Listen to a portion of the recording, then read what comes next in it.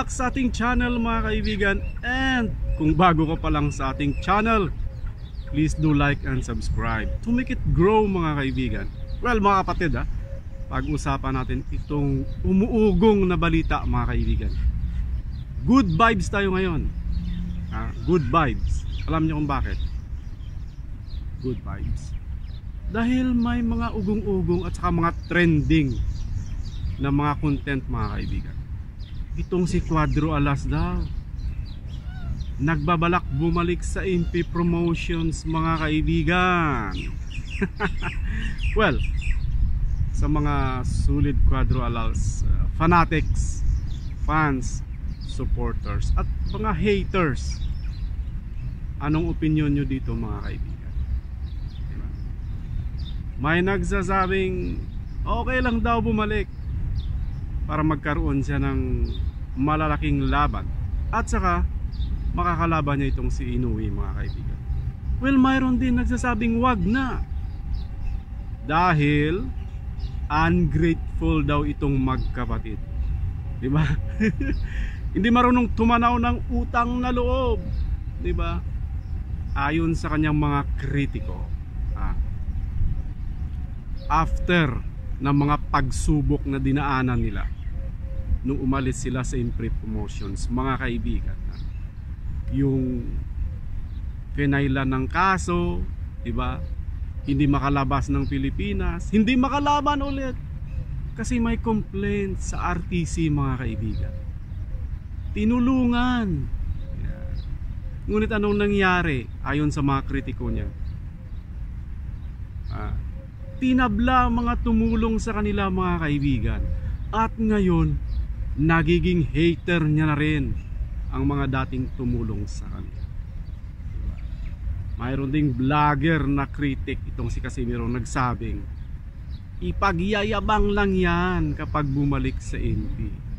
Diba? Well mga kaibigan, hindi natin alam, baka pinaprank lang din siya ni Silver Boys. Dahil ayon sa source, sa mga lumalaganap na sources mga kaibigan, kapitbahay daw ni Casimiro nagtimbre kay Silver Boys na parang nagkalubuan itong magkakapatid dahil gusto na ni Cuadro Alas bumalik sa MP, diba?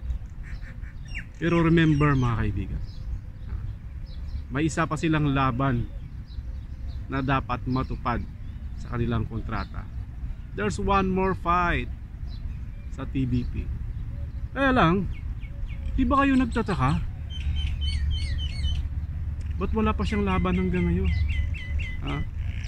Marlon Tabales, ilang buwan lang may laban na. Remart Gabalio, diba? Baka nahihirapan na rin ang promoter mga kaibigan, diba? So, kayo anong thoughts nyo mga kapatid? Comment down below para masaya tayo. Yun lang. So,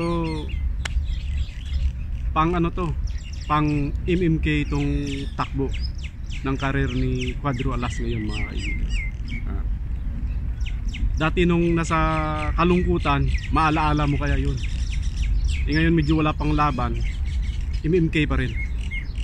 Maalat-alat mo kaya, diba?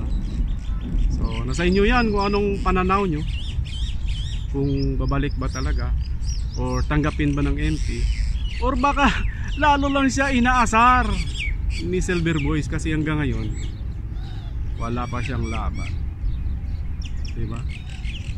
So ayon nga sa post niya, yung laban daw ng mga Filipino boxer is 10 laban daw nila, isa lang sa kanya. Ako personal kong tanong, kailan ka makakaisa?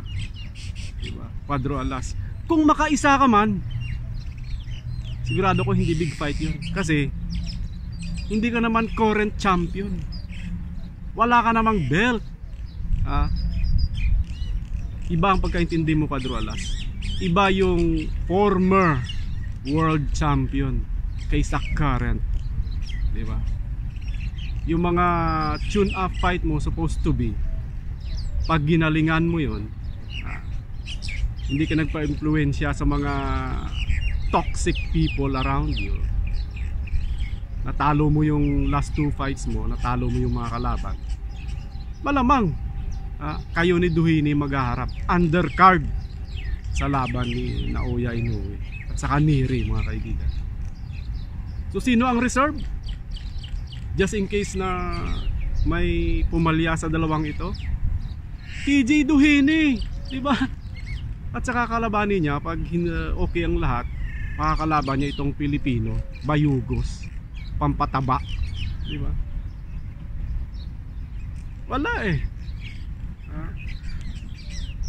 So naunahan tayo ng emosyon. So ganon talaga. Ganon talaga. So comment down below mga kaibigan kung anong masasabi nyo dito.